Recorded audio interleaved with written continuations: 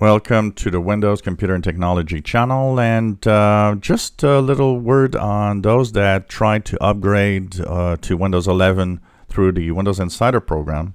And a lot of you have come back to me saying, I have all the minimum requirements. My machine does have everything, yet when I try to go to the Insider program in dev or beta, it doesn't offer me anything. It doesn't tell me that there's a new Windows 11 available. And a lot of you have been asking me, why could that be? One of the reasons, and there was a lot of talk about it today, is a lot of manufacturers still don't have ready drivers and software for the machine. So when you look at the different hardware you might have, if you look at the device manager, Windows 11 is still not official. So what's happening is that a lot of the manufacturers are behind and still not ready for the hardware requirements.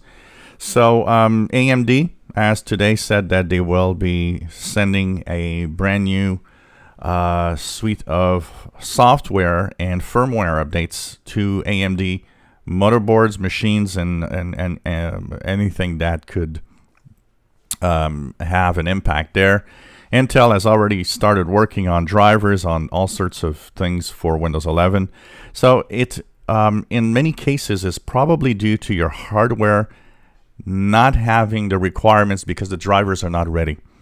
So as this will happen eventually when the official release of these drivers and those firmware updates get in here, most of the time this will unlock the Windows 11 download phase that some have not seen yet.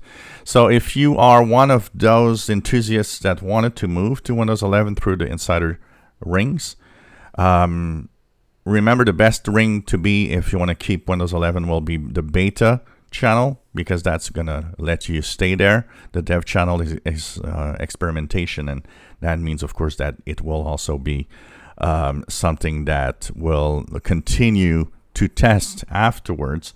So beta channel is the place you should be if you want to be there.